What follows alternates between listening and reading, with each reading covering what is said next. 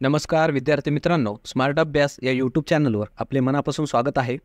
आज दिनांक 30 जुलै त्या ज्या काही महत्त्वाच्या चालू घडामोडी असणार आहेत त्याचा अभ्यास या व्हिडिओच्या माध्यमातून आपण करणार आहोत। तत्पूर्वी आपण जर चॅनलला नवीन असाल तर चॅनलला सबस्क्राईब करा आणि व्हिडिओ आवडल्यास व्हिडिओला लाईक करा। तसेच मित्रांनो, हा व्हिडिओ आपल्या मित्रांना नक्की शेअर करा जेणेकरून या व्हिडिओचा फायदा आपल्या विद्यार्थी मित्रांना सुद्धा होईल। चला मग, तर जे काय आजचा व्हिडिओ होणार आहे ते अतिशय महत्त्वपूर्ण असा होणार आहे।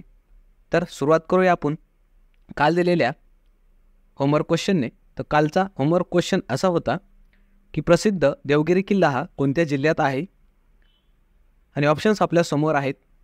याचं उत्तर मित्रांनो बऱ्याचशा विद्यार्थ्यांनी कमेंटमध्ये दिलेलं आहे। त्यांचं अभिनंदन ज्यांनी उत्तर दिलं, आणि ज्यांना उत्तर कदाचित माहीत नसेल त्यामुळे त्यांनी उत्तर सांगितलेलं नसेल त्यांच्यासाठी आज उत्तर आपण सांगणार आहोत।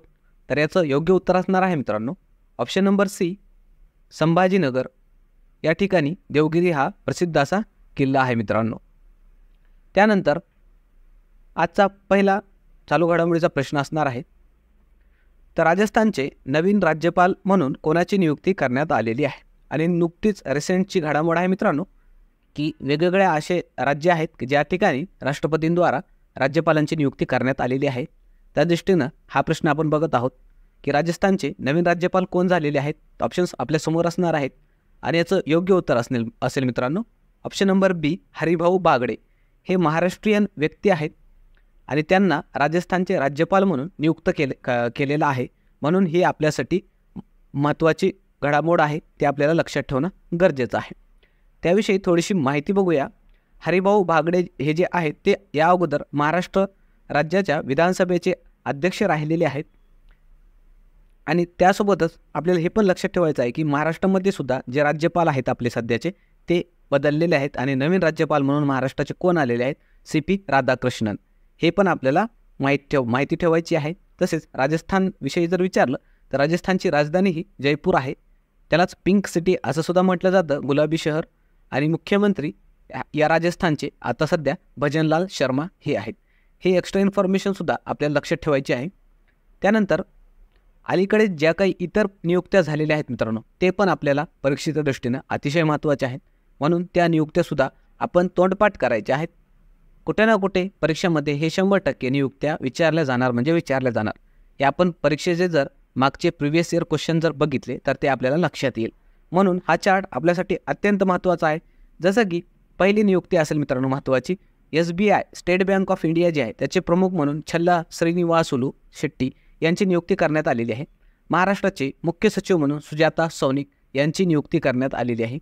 महाराष्ट्राचे पोलीस महासंचालक म्हणून रश्मी शुक्ला यांची नियुक्ती करण्यात आलेली आहे, आणि ह्या दोन्ही महिला आहेत मित्रांनो हे पहिले अशा महिला आहेत महाराष्ट्राच्या ज्या की मुख्य सचिव म्हणून नियुक्त करण्यात आलेल्या आहेत, तसेच महाराष्ट्राचे पोलीस महासंचालक म्हणून। या अगोदर महाराष्ट्रामध्ये एकही महिला महाराष्ट्राचे मुख्य सचिव झालेली नाही किंवा पोलीस महासंचालक झालेले नाही। पहिलीची वेळ आहे की 2 महिला या मुख्य पदांवर विराजमान आहेत, म्हणून या स्टार करून ठेवायचं आहे आपल्याला या दोन्ही नियुक्त्या। तसेच त्यानंतर महाराष्ट्राचे नवीन राज्यपाल सध्या CP राधाकृष्णन यांची नियुक्ती करण्यात आलेली आहे।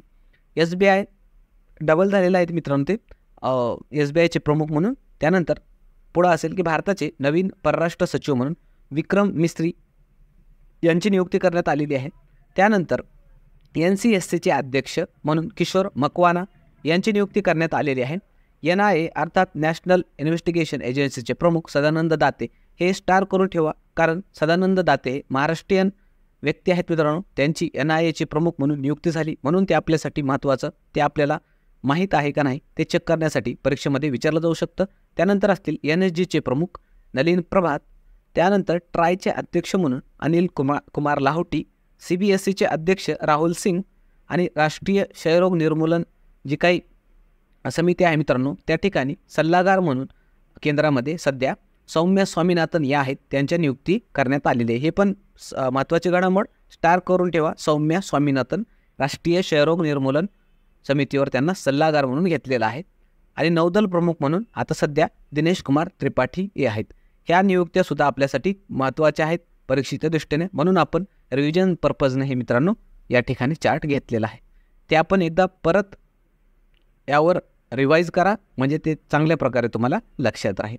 त्यानंतर पुढचा प्रश्न बघणार आहोत आपण की वर्ल्ड हेपॅटायटिस डे कधी साजरा करण्यात येतो. तर उत्तर असेल मित्रांनो ऑप्शन नंबर डी 28 जुलै हा वर्ल्ड हेपॅटायटिस डे म्हणून साजरा करण्यात येतो. त्याविषयी थोडी माहिती बघूया. आता हे जे काही यावर्षीचा वर्ल्ड हेपॅटायटिस डे आहे त्याची थीम काय होती, तर इट्स टाईम फॉर ॲक्शन अशी त्याची थीम होती मित्रांनो.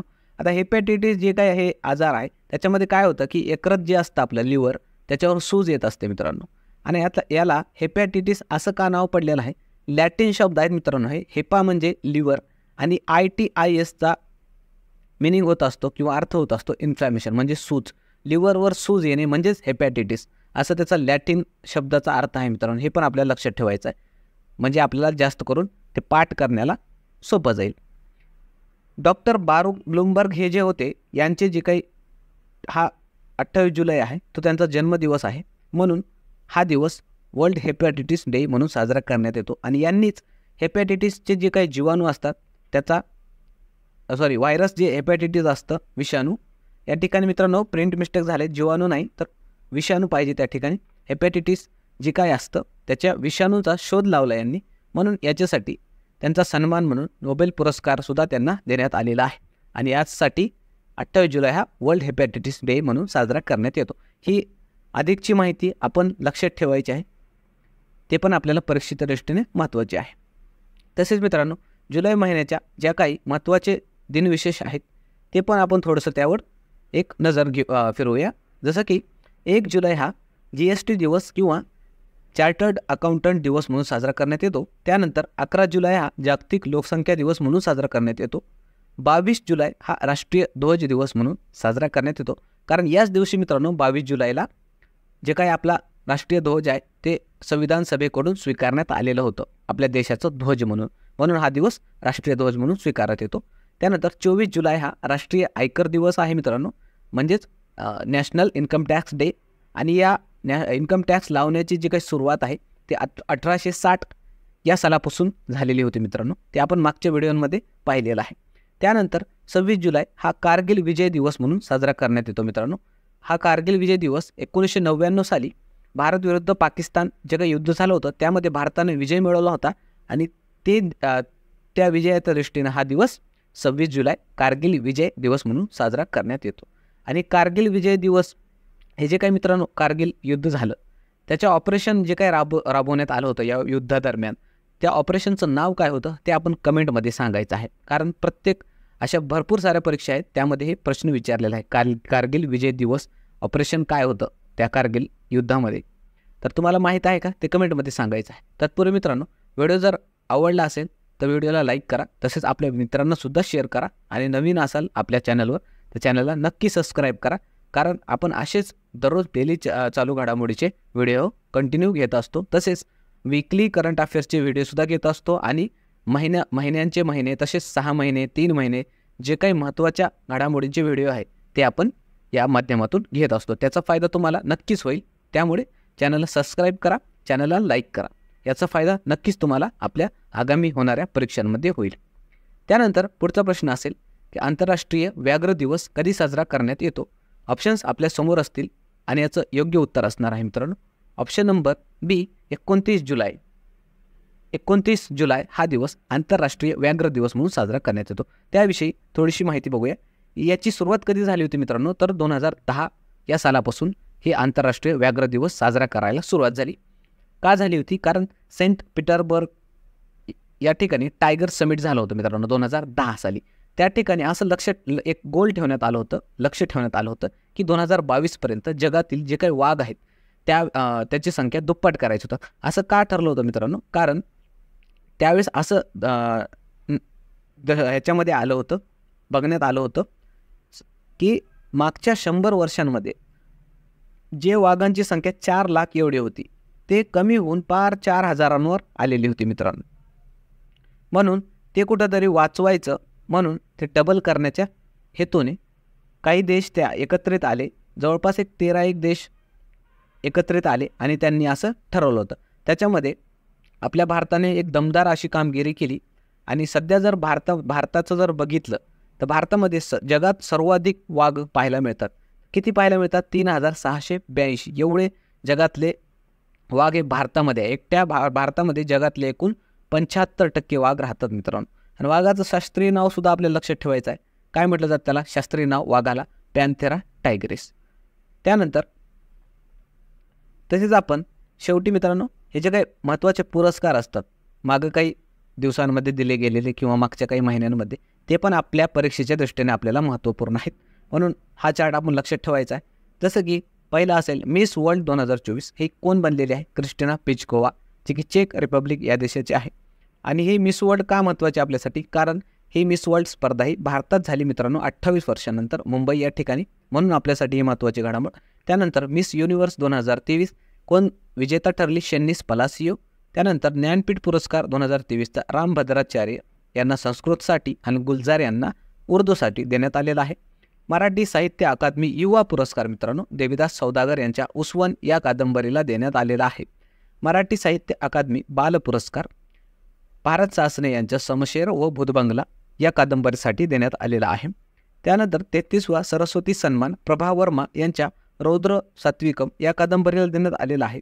लता मंगेशकर पुरस्कार 2024 अमिताभ बच्चन यांना देण्यात आलेला आहे. दादासाहेब फाळके 2024 हा पुरस्कार शाहरुख खान याला देण्यात आलेला आहे. आणि महाराष्ट्र भूषण 2024 पुरस्कार प्रदीप महाजन यांना देण्यात आलेला आहे.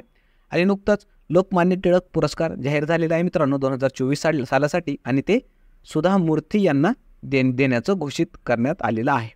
हे पण आपल्याला महत्त्वाचे पुरस्कार लक्षात ठेवायचे आहेत. हेच मित्रांनो महत्त्वाचे असे पुरस्कार आहेत. यावरच प्रश्न हे प्रत्येक परीक्षेमध्ये आपल्याला पाहायला मिळतात. म्हणून आपण रिव्हिजन पर्पजनं हे पाठ करून ठेवायचं आहे. त्यानंतर मित्रांनो जसं आपण शेवटीच होमवर्क क्वेश्चन देऊन जातो, तसं आजचा होमवर्क क्वेश्चन काय असणार आहे? तर जगप्रसिद्ध लोणार सरोवर कोणत्या जिल्ह्यामध्ये आहे? ऑप्शन्स आपल्यासमोर आहेत.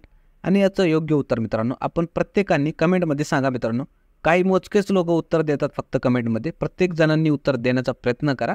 याचा फायदा तुम्हालाच होणार आहे मित्रांनो. तुमच्यासाठीच हे प्रश्न आपण होमवर्क म्हणून घेत असतो. म्हणून उत्तर देण्याचा कमीत कमी प्रयत्न करा. जरी नाही आलं तरी आपण पुढच्या व्हिडिओमध्ये त्याचं उत्तर डिस्कस करतच असतो. तोपर्यंत मित्रांनो थांबूया, पुन्हा भेटूया उद्याच्या व्हिडिओमध्ये. धन्यवाद.